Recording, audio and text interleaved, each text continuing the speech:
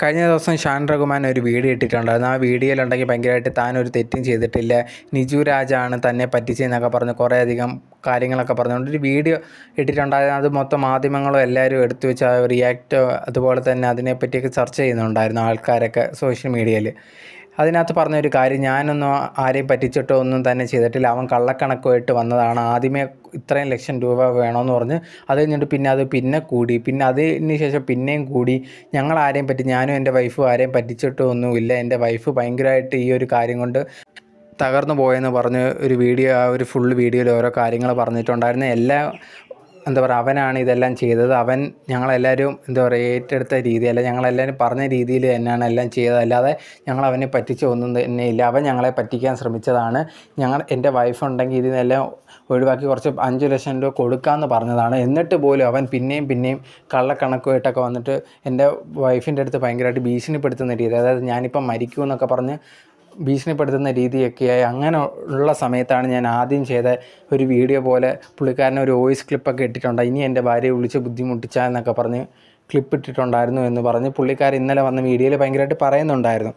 ഇതിന് ശേഷമാണ് ഈ ഒരു നിജു രാജ് എന്ത് ചെയ്യുന്നത്, വീഡിയോ ഇടുന്നത്. ഈ ഒരു വീഡിയോ എന്ന് പറയുമ്പോഴത്തേന് മൂപ്പൻസ് വ്ലോഗിൽ മൂപ്പൻസിന് വിളിച്ച് സംസാരിക്കുന്ന സമയത്തുണ്ടെങ്കിൽ പുള്ളിക്കാരൻ കുറേയധികം തെളിവുകൾ മൂപ്പന് കൊടുക്കുന്നുണ്ടായിരുന്നു.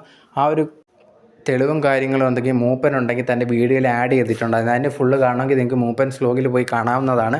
അതിനകത്ത് കുറേയധികം തെളിവും കാര്യങ്ങളൊക്കെ പറഞ്ഞിട്ടുണ്ട്. ബുക്ക് മൈ ഷോയിൽ നിന്നുണ്ടെങ്കിൽ കിട്ടിയ വരുമാനവും അതിനെക്കുറിച്ചെല്ലാം ആ ഒരു മൂപ്പൻസ് വ്ലോഗിൽ പുള്ളിക്കാരന് കൊടുക്കുന്നുണ്ടായിരുന്നു.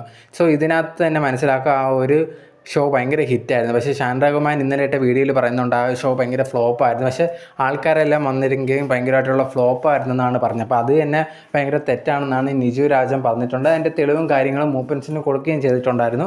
മൂപ്പൻസ് വ്ലോഗിലുണ്ടെങ്കിൽ ആ ഒരു വീഡിയോയ്ക്കകത്ത് വെക്കുകയും ചെയ്തിട്ടുണ്ടായിരുന്നു. അതിൻ്റെ ഫുൾ ഡീറ്റെയിൽസ് അതിനകത്ത് കാണാവുന്നതാണ്.